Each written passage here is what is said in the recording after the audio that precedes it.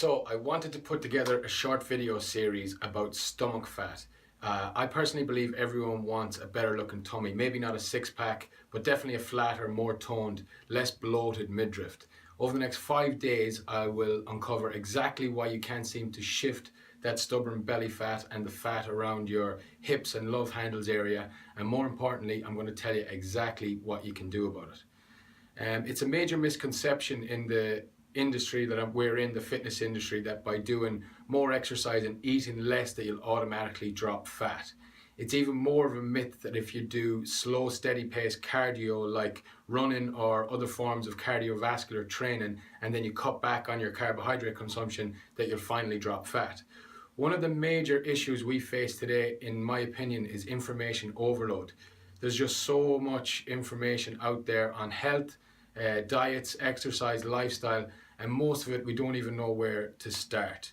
The information that I'm about to share with you today is completely simple, straightforward, and more importantly, it actually works, okay?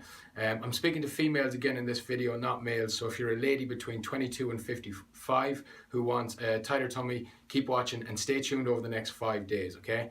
So the number one reason you can't seem to shift stomach fat is carbohydrates. Now, carbohydrates are not the enemy. I want you to know that first off, okay? Carbs are your friend if you use them correctly, okay? The problem is that you don't know when, which ones, or how to eat carbohydrates. Again, it's a huge myth that you need to completely cut down on carbs to lose fat. If anything, this will actually keep you holding on to fat, okay? The first thing that you need to assess is where you hold most of your body fat and where do you struggle to lose it from. If it's around your stomach and your love handles area, then you're either eating too many carbs or you're eating the carbohydrates at the wrong time of the day, okay? Here's the secret. The best time to eat carbohydrates is after exercise. So if you work out, regardless of what time of day it is, your next meal should contain plenty of good carbs. Good carbohydrates, things like brown rice, basmati rice, sweet potato, butternut squash, things like that. These are classed as low GI carbs and are better for fat loss in the early stages than a high G carb would be, like white rice, white potatoes, or oats. So let me give you a quick example, okay? Say you train at 6 p.m. 3 days per week.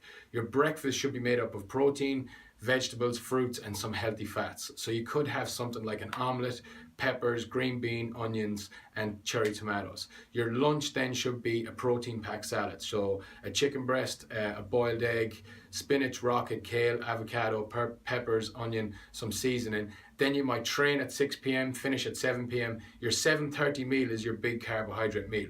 So you might have something like turkey steaks with a head of broccoli, some spinach, some sweet potato, and some roast veg. The sweet potato and the veg are your big source of carbohydrates after your training. So your body needs carbohydrates directly after you've trained because it's in starvation mode. And this is the best time to consume any type of carbohydrate.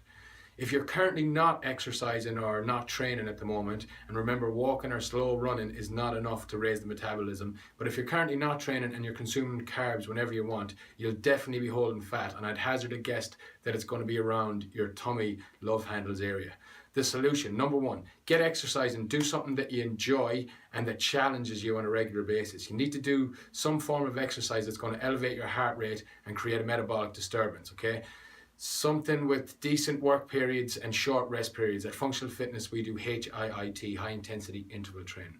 Second one, time your carbs a little bit better. Consume the majority of your carbs directly after exercise. If you don't exercise or on your rest days, double up on your servings of fruit and veg and use these as your source of carbohydrates. Remember then to eat number 3, good carbohydrates: sweet potato, brown rice, quinoa, butternut squash, cauliflower, and only after exercising when you've earned them. Okay, so that's the big one. The last one, only after exercise and when you've earned them, when your body can tolerate those carbohydrates. So time them a little bit better, okay? See you tomorrow for video 2. It's a really big one. Stay tuned.